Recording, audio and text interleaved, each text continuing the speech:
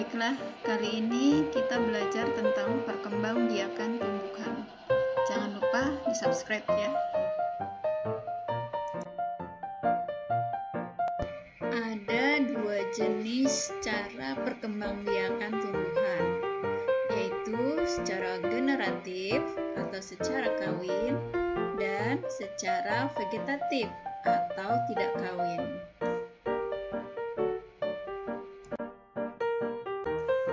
Dalam video ini akan dibahas tentang perkembangbiakan vegetatif, baik itu secara alami maupun secara buatan. Yuk kita sama-sama simak.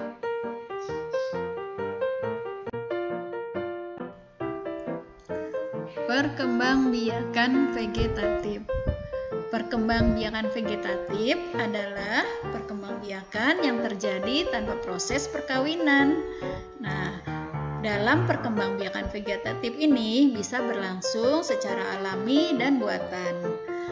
Perkembangbiakan vegetatif yang secara alami adalah perkembangbiakan yang terjadi dengan sendirinya tanpa bantuan manusia.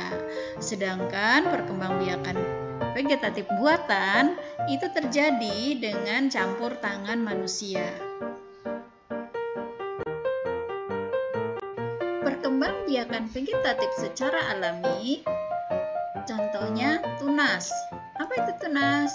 Tunas ini adalah bagian tumbuhan yang baru tumbuh di bawah tumbuhan induknya. Tunas muda akan tumbuh menjadi tumbuhan baru dan tumbuh di sekitar induknya, sehingga terbentuklah rumpun. Tunas tidak tergantung pada induknya. Meski induknya ditebang, tunas akan tetap tumbuh.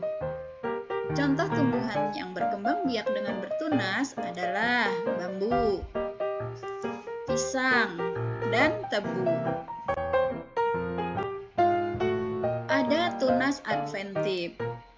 Tunas adventif adalah tunas yang tumbuh pada bagian tepi daun atau pada bagian akar. Perkembangbiakan dengan tunas adventif daun terdapat pada tumbuhan cocor bebek. Ada wijaya kusuma, ada lidah buaya, ada suku, cemara, kersen, kesemek, begonia, dan lain sebagainya. Pada tumbuhan cocor bebek, tunas terdapat pada ketiak daun. Selanjutnya, umbi. Umbi adalah tumbuhan yang punya akar membesar dan berisi.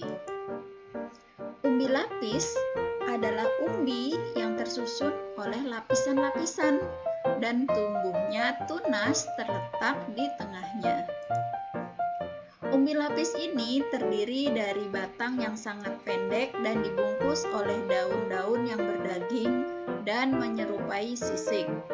Daun-daun yang membungkus umbi lapis itu merupakan sumber penyimpanan makanan dan menyediakan makanan bagi tanaman baru. Bagian umbi lapis ini merupakan bagian batang yang bengkak dan bulat dan umumnya ada di dalam tanah. Contoh tumbuhan umbi lapis: bawang merah, bawang putih, bawang bombay, ada bunga bakung, bunga tulip, dan lili.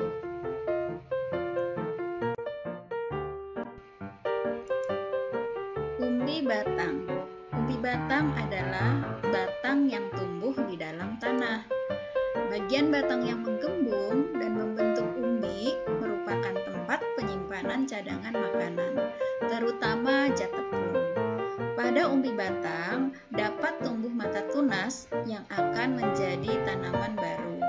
Permukaan atas umbi itu menghasilkan tunas tanaman baru berupa batang dan daun, sedangkan permukaan bawah menghasilkan sistem akar. Contoh umbi batang, kentang, dan ubi rambat.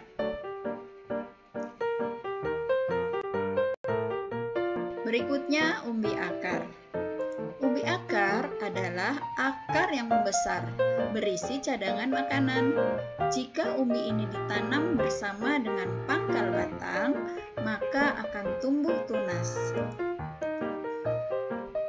Ciri-ciri umbi akar adalah tidak memiliki kuncup dan daun, tidak berruas-ruas, tidak mempunyai mata tunas, dan umbinya berada di bawah tanah. Contoh umbi akar yang berasal dari akar tunggang adalah wortel, lobak, dan contoh umbi akar yang berasal dari akar cabang adalah tela pohon atau singkong. Kemudian akar tinggal atau bisa disebut rizoma. Akar tinggal adalah batang yang tumbuh menjalar di dalam tanah atau biasa disebut dengan akar tinggal atau akar rimpang atau bisa juga disebut akar tongkat. Ciri tumbuhan yang berkembang biak dengan akar tinggal adalah tubuh tumbuhannya dipenuhi dengan ruas-ruas. Contoh tumbuhan yang berkembang dengan akar tinggal ini seperti lengkuas, jahe, kunyit, temulawak, kencur, dan sebagainya.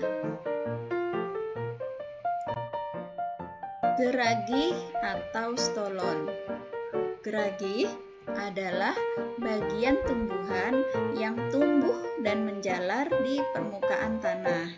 Tumbuhan baru akan muncul pada buku-bukunya dan tidak tergantung pada induknya.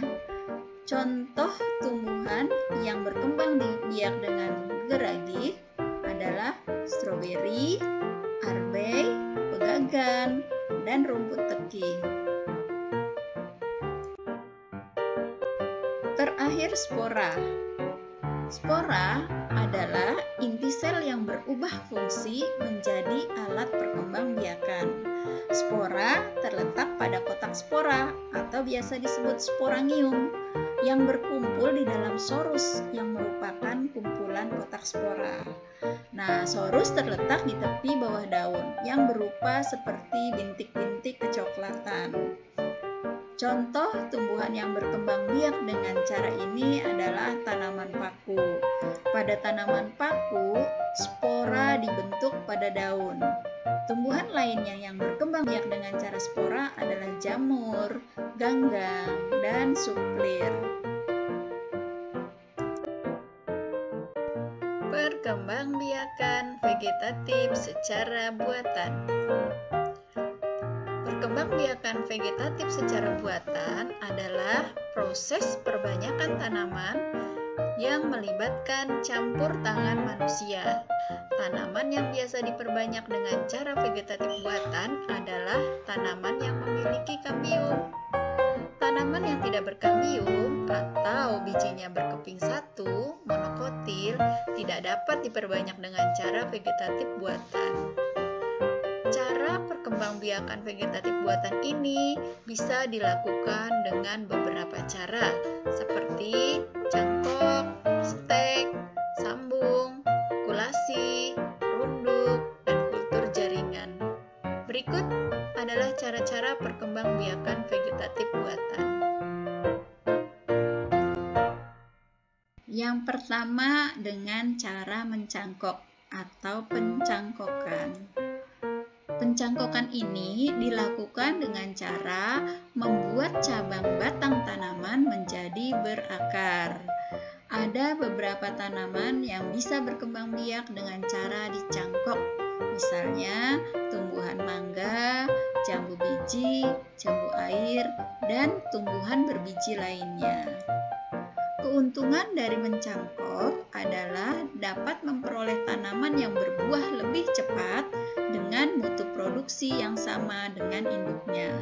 Sedangkan kekurangan dari mencangkok adalah tanaman hasil cangkokan mudah roboh karena hanya memiliki akar serabut saja. Stek. Stek merupakan salah satu perkembangbiakan vegetatif buatan. Caranya, tanaman yang disetek dipotong di salah satu bagian. Teknik ini terbilang cukup mudah untuk dilakukan. Caranya hanya dengan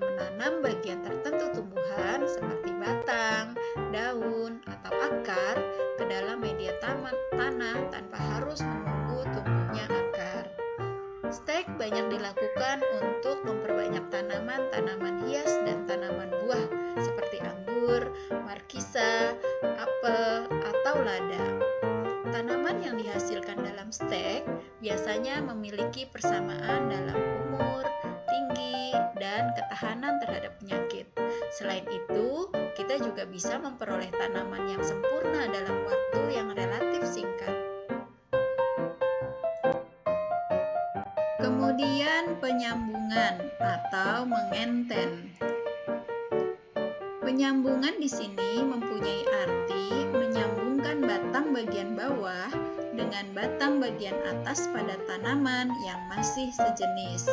Hal ini digunakan agar tanaman tersebut menghasilkan bibit unggul dari kedua tanaman unggul yang disambungkan. Nah, tumbuhan yang dapat disambung antara lain kopi, mangga, dan durian. Teknik menyambung ini bertujuan untuk memperoleh tumbuhan yang memiliki akar kuat, batang yang kokoh, serta rasa buah yang enak.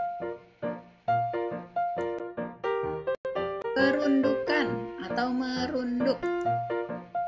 Teknik perundukan bisa dilakukan dengan cara membengkokkan cabang tanaman dan memendamnya dalam tanah.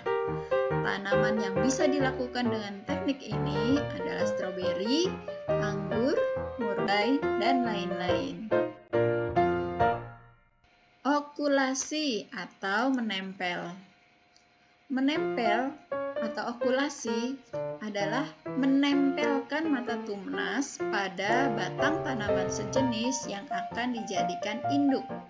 Tumbuhan yang akan ditempeli harus strukturnya kuat. Okulasi bertujuan menggabungkan dua tumbuhan berbeda sifatnya, sehingga dihasilkan tumbuhan yang memiliki dua jenis buah atau bunga yang berbeda. Contohnya okulasi pada mawar akan menghasilkan dua warna atau lebih yang berbeda. Kalau pada buah mangga, batang bawah memiliki perakaran kuat dan dalam serta tahan terhadap penyakit akar, batang atas berbuah banyak dan besar serta rasanya manis. Kemudian kultur jaringan. Kultur jaringan membudidayakan jaringan tanaman menjadi tanaman baru yang mempunyai sifat sama dengan induknya. Kultur jaringan dilakukan dengan pemotongan jaringan tanaman dan menumbuhkannya pada media nutrisi buatan. Demikian berbagai macam cara perkembangbiakan vegetatif pada tumbuhan. Terima kasih sudah menyimak video pembelajaran kali ini. Semoga bermanfaat. Jangan lupa di like, komen, dan subscribe ya.